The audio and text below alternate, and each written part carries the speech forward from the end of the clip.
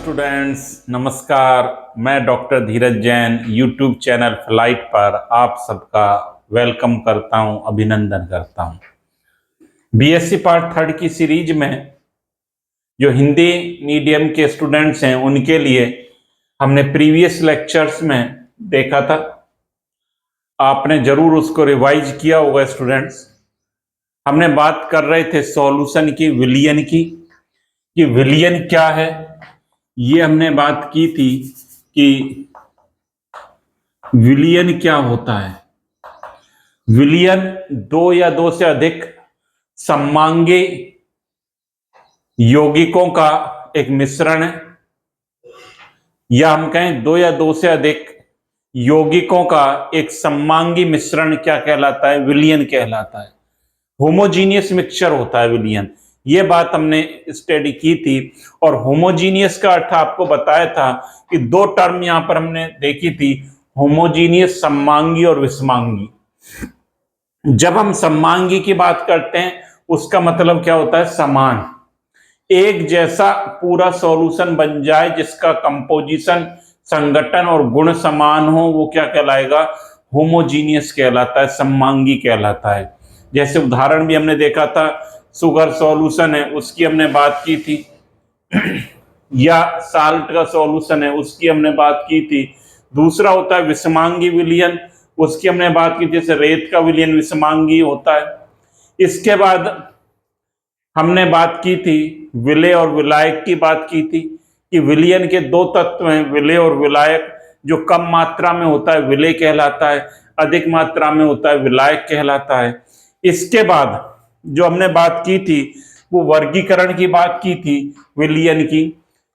विलियन के जो वर्गीकरण हमने बात की थी आपसे, दो प्रकार से हमने विलियन का वर्गीकरण किया था। एक विलेय की मात्रा के आधार पर, और जब विलेय की मात्रा के आधार पर हमने देखा था, और दूसरा हमने देखा था विलेय की संख्या के आधार पर। विलेय की संख्या के आधार पर जो वर्गीकरण किया था, on the basis of number of solute, आपको बताया था कि तीन प्रकार के विलियन होते हैं। कौन कौन से? बाइनरी, टर्नरी और क्वाटरनरी। ये बात हमने की थी आपसे कि द्विअंगी, त्रिअंगी और चतुअंगी जो सॉल्यूशन है। बाइनरी का क्या मतलब है? बाइनरी, जिसको द्विअंगी भी कहते हैं, जिसमें एक सॉल्वेंट और एक क्या रहेगा? सॉल्यूट रहेगा। कोई भी सॉल्यूशन हो स्टूडेंट्स, उसमें सॉल्वेंट तो एक रहेगा ही हमेशा, और जो विलेय है या जो सॉल्यूट है वो एक से अधिक भी हो सकते हैं। ये बात हमने की थी। इसी प्रकार हमने टर्नरी और क्वाटरनरी की बात की थी, इसमें 3 और 4 कंपोनेंट रहेंगे। इसके बाद जो विलेय की मात्रा के आधार पर बात की थी, विलेय की मात्रा के आधार पर संतृप्त, असंतृप्त और अति संतृप्त जो विलियन है उनकी हमने आपसे चर्चा की थी। अब जो नेक्स्ट क्वालिफिकेशन वर्गीकरण हम देखेंगे यहां पर विलियन का, वो है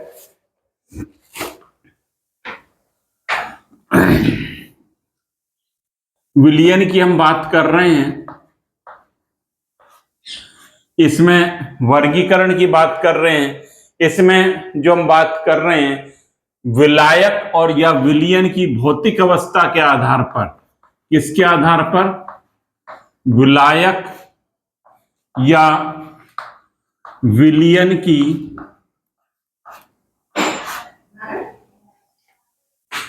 भौतिक अवस्था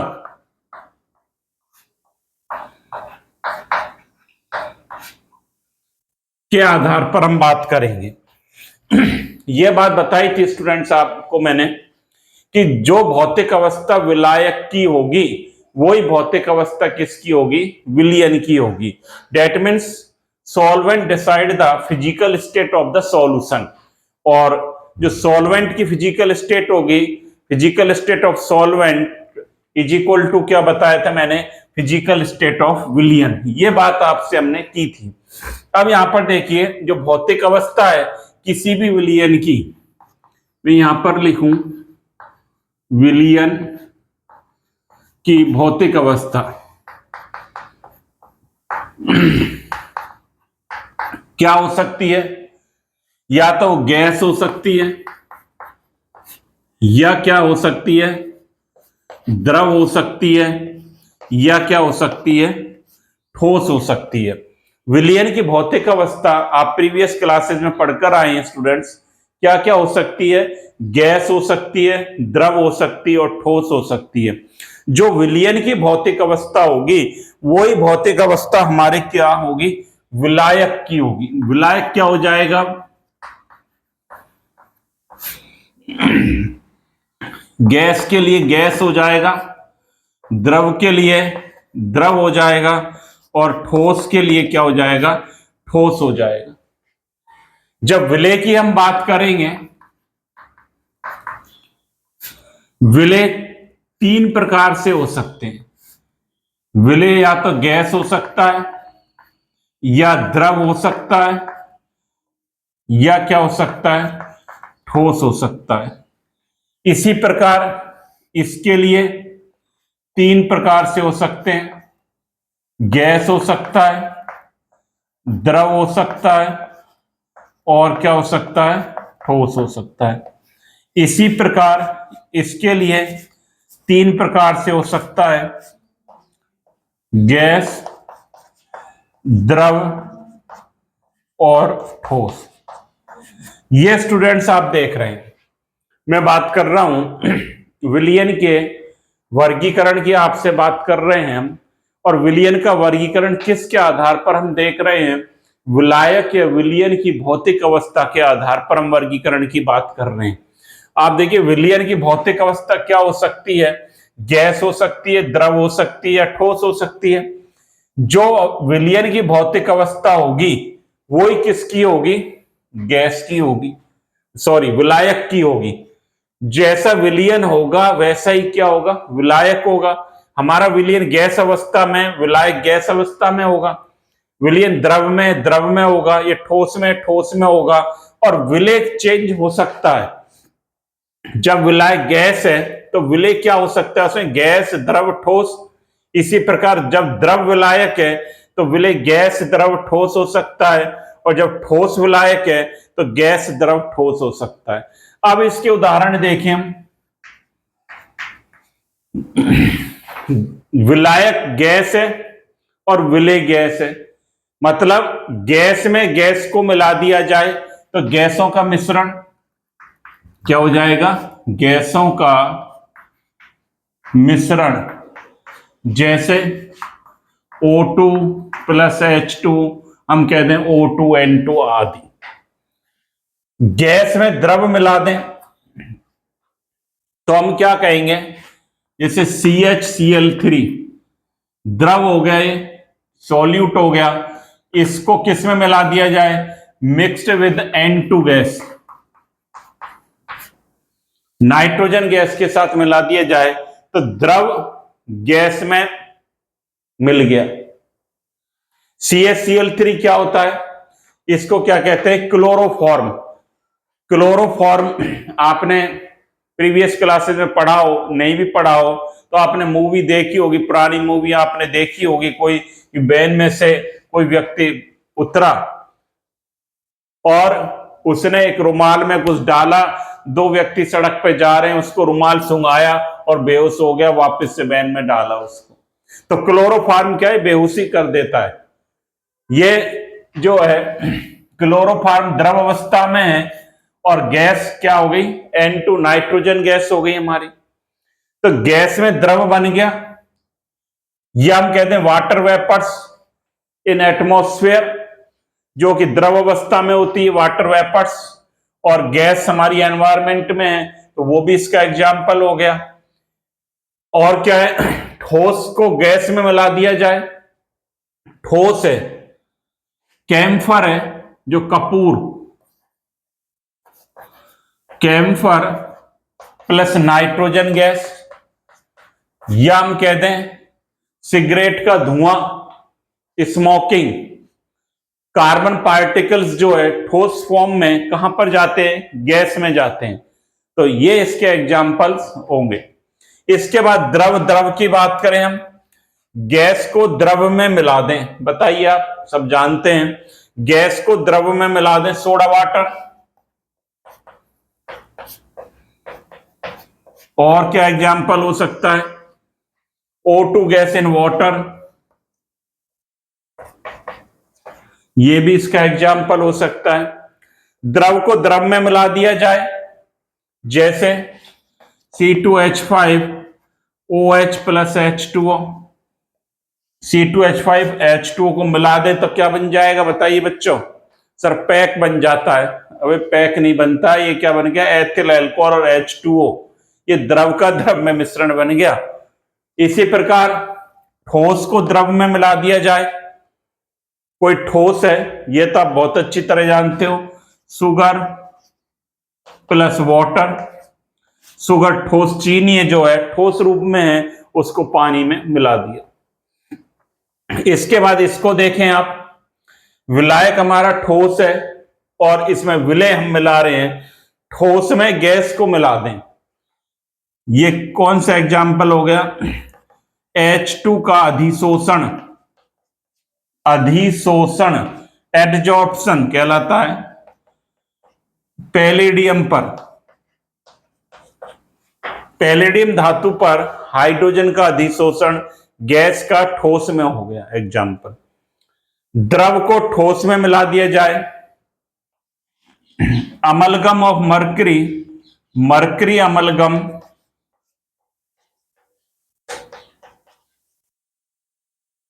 प्लस सोडियम धातु। द्रव मर्करी को ठोस सोडियम के साथ मिला दिया जाए तो क्या बन जाएगा? द्रव का ठोस में सॉल्यूशन बन जाता है। ठोस का ठोस में आप जानते हो कॉपर Au, Ag या अलॉय, जितने भी अलॉय हैं वो इसके उदाहरण हैं। इस प्रकार बच्चों आप देख रहे हो कि इस प्रकार का जो क्वालिफिकेशन, इस प्रकार का क्लासिफिकेशन जो है, विलयन, विलायक और विलेय किसके बेसिस पर है, ये अभी हम देख रहे हैं। विलायक और विलयन की भौतिक अवस्था के आधार पर है। जो भौतिक अवस्था विलायक की होगी वही किसकी होगी? विलयन की होगी। ये एग्जाम्पल्स के द्वारा आपने इसको समझा, इसको आप नोट कर लें।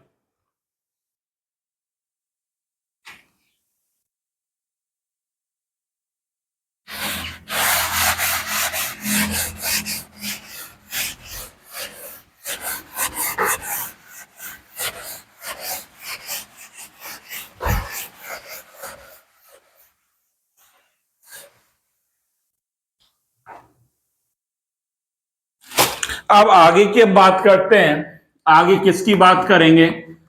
सांद्रता की बात करेंगे, कंसंट्रेशन।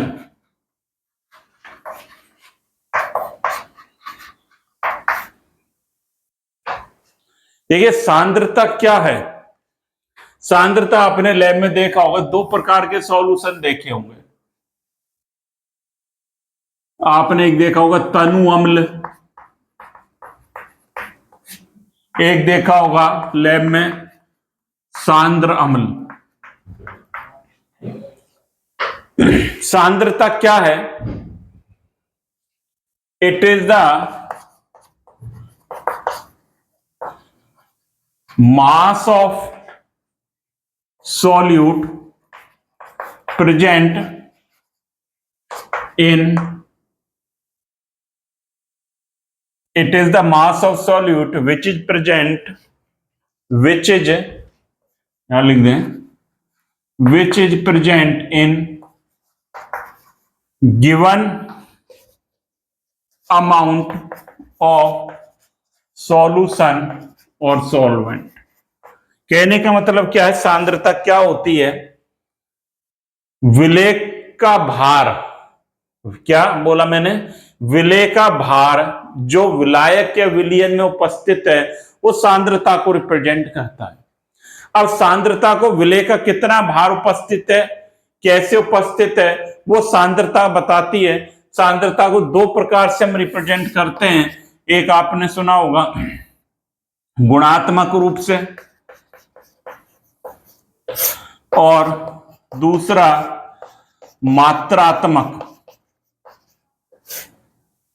क्वालिटेटिव एंड क्वांटिटेटिव, गुणात्मक और मात्रात्मक। जब हम तनु और सांद्र की बात कर रहे हैं, गुणात्मक रूप से बता रही है, क्वालिटेटिव रूप है सांद्रता का।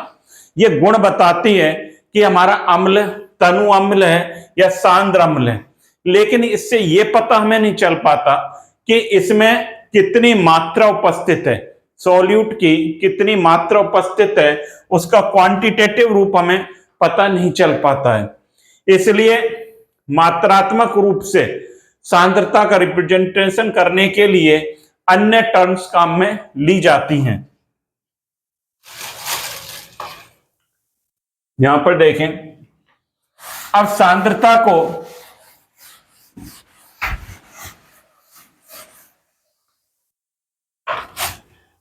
देखिए, अब हम बात करें सांद्रता को, दो प्रकार से रिप्रेजेंटेशन है सांद्रता का। एक वेट फॉर्म में, भार मात्रक। दूसरा वेट वॉल्यूम, भार आयतन मात्रक। किसकी हम बात कर रहे हैं, कैसा सॉल्यूशन है, बाइनरी सॉल्यूशन है हमारा, द्विअंगी सॉल्यूशन है। दो प्रकार से सांद्रता की बात करेंगे, भार मात्रक, भार आयतन। इसका क्या मतलब है भार मात्रक का? इसका मतलब है हमारा सॉल्यूट, विलेय और विलायक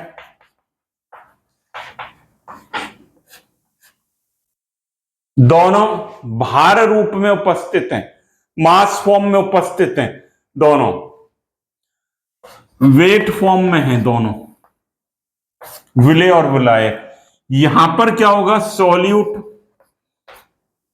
वेट फॉर्म में होगा, भार मात्रक में होगा, लेकिन जो सॉल्वेंट है हमारा या जो सॉल्यूशन है वो किस में रहेगा, वॉल्यूम फॉर्म में रहेगा, आयतन रूप में रहेगा। बात आ रही होगी आपके समझ में। मैं कह रहा हूं सांद्रता को दो रूप से हम दिखाते हैं, भार मात्रक, भार आयतन मात्रक। जब विलेय और विलायक दोनों वेट फॉर्म में रहते हैं तब उसको हम क्या बोलते हैं, भार मात्रक। जब सॉल्यूट हमारा वेट फॉर्म में हो और सॉल्वेंट या सॉल्यूशन हमारा वॉल्यूम फॉर्म में हो, भार आयतन कहलाती है। इसमें हम बात करेंगे W/W परसेंटेज की, भार, या मैं इसको ऐसे लिख देता हूं, वेट फॉर्म मात्रक की बात करेंगे। साथ ही बात करेंगे यहां पर हम मोललता, बात करेंगे मोल भिन्न की, इनकी बात करेंगे। यहां हम किसकी बात करेंगे, मोलरता, नॉर्मलता, फॉर्मलता, इनकी हम बात करेंगे। इनको अब हम क्रम वाइज स्टडी करेंगे स्टूडेंट्स। ये सब आपने प्रीवियस क्लासेस में भी कहीं ना कहीं पढ़े होंगे, चीजें फेमिलियर है इन चीजों से। अब आप देखिए,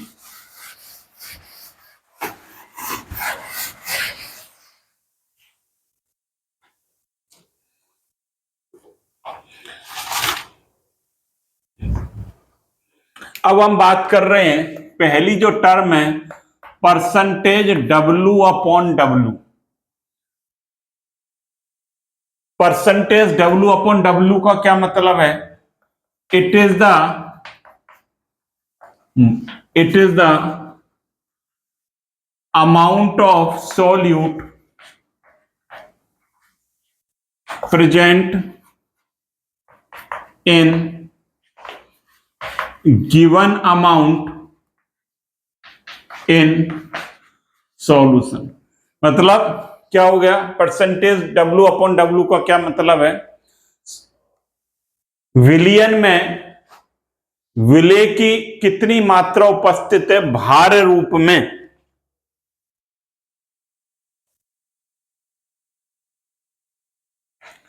या हम ये कहें, जब हम परसेंटेज की बात करेंगे, इसको यूं भी बोल सकते हैं, it is the amount of solute present in 100 gram of solution. कितना हो गया गिवन हुआ, क्या मतलब क्या हो गया, 100 ग्राम अमाउंट ऑफ सॉल्यूशन। 100 ग्राम विलियन में, विलियन में विले की उपस्थित मात्रा, इसको इस तरह से लिख सकते हैं, 100 ग्राम विलियन में विले की उपस्थित मात्रा परसेंटेज W/W को बताता है। फॉर्मूला क्या हो जाएगा, percentage W/W is equal to विले की मात्रा, विले का भार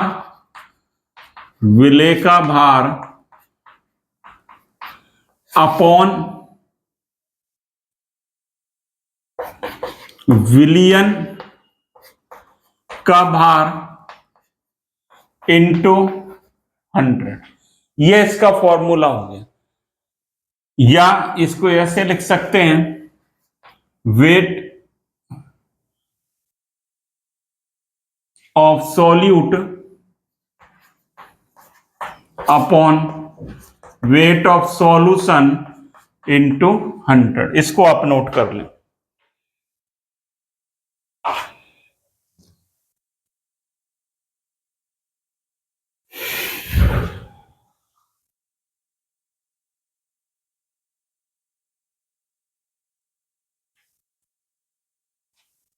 ये किसकी हम बात कर रहे हैं, विले की बात कर रहे हैं।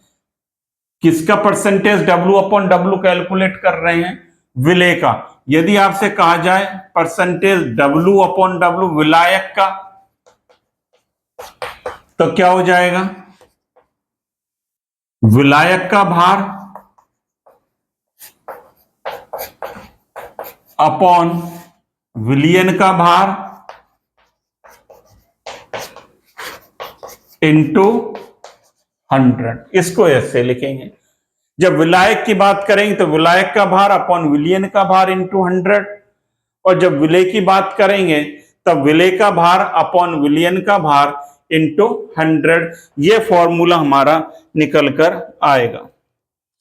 अब आप देखिए, जिस हम ये कहें आपसे, ये कहा जाए 10% H2SO4 का सॉल्यूशन है हमारे पास, तो इसका क्या मतलब हुआ, इसका मीनिंग ये है 10 ग्राम H2SO4 100 ग्राम विलियन में उपस्थित है।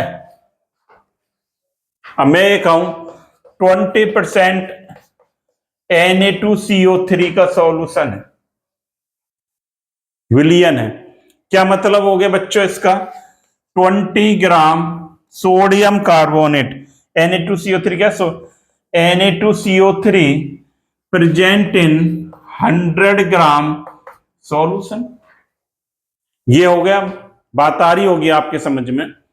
हम बात करें परसेंटेज W/W की बात कर रहे हैं, इसका क्या मतलब है, 100 ग्राम विलियन में जितनी विले की मात्रा उपस्थित होगी वो क्या कहलाएगा, परसेंटेज W/W कहलाएगा। फॉर्मूला क्या है, परसेंटेज W/W भार, प्रतिशत भार अपॉन भार, इसको ऐसे भी लिख सकते हैं, तो विले का भार या विले का मास और अपॉन विलियन का भार इंटू 100, वेट ऑफ सॉल्यूट या मास ऑफ सॉल्यूट बोल सकते हैं, मास ऑफ सॉल्यूशन इंटू 100। जब विलायक की बात करेंगे तो विलायक का भार अपॉन विलियन का भार इंटू 100। और 10% H2SO4 का क्या मतलब है, 10 ग्राम H2SO4 100 ग्राम विलियन में उपस्थित है। मैं आपसे कहूं,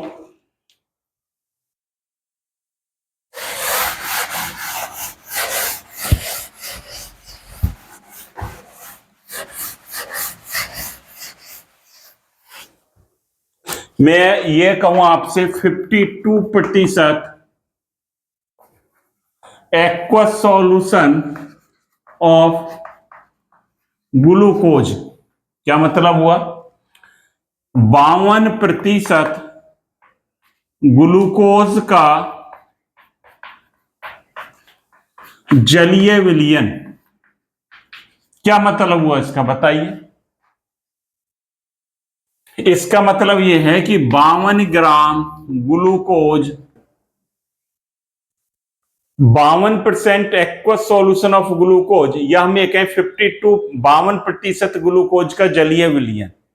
मैंने आपको बताया था जब जलीय विलयन होता है, जब हमारा सॉल्वेंट क्या हो, वाटर हो, तब वो क्या कहलाता है? एक्वस सॉल्यूशन कहलाता है। ये बात हमने पहले लेक्चर में बात करी थी, प्रीवियस क्लास में।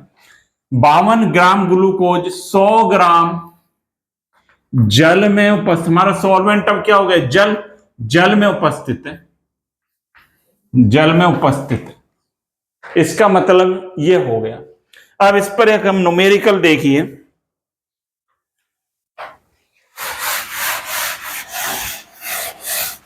जो कि एग्जाम में आते भी हैं, लिखें 10 ग्राम यूरिया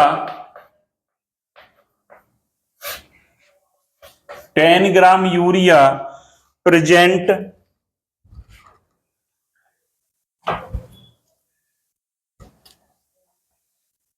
10 ग्राम यूरिया 90 ग्राम H2O में उपस्थित हो तो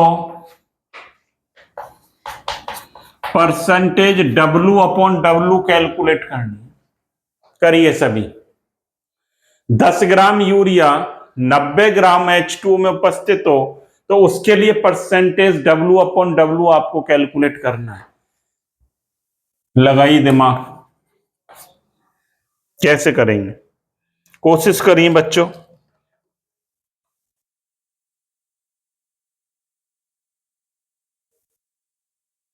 अब यहां पर देखिए सॉल्यूट क्या हो गया, विलेय क्या है हमारा?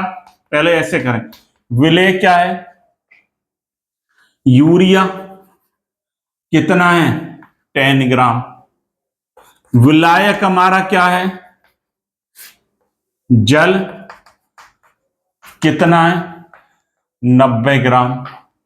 फॉर्मूला क्या है? Percentage W/W is equal to weight of solute upon weight of solution into 100। Solute का वेट कितना है? 10। सॉल्यूशन का वेट कितना है? अब देखिए वेट ऑफ सॉल्यूशन यहां पर कैलकुलेट करना है बच्चों, इस बात को आप समझें। विलायक का 90, सॉल्यूशन का वेट क्या होगा? विलयन।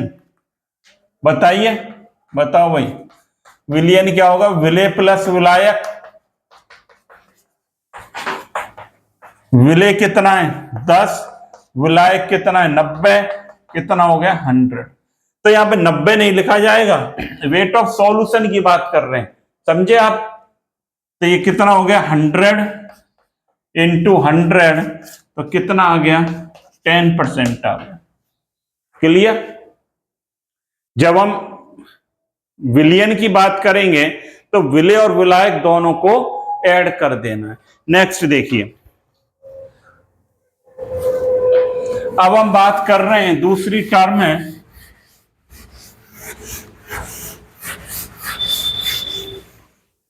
Percentage V/V। इसका क्या मतलब है?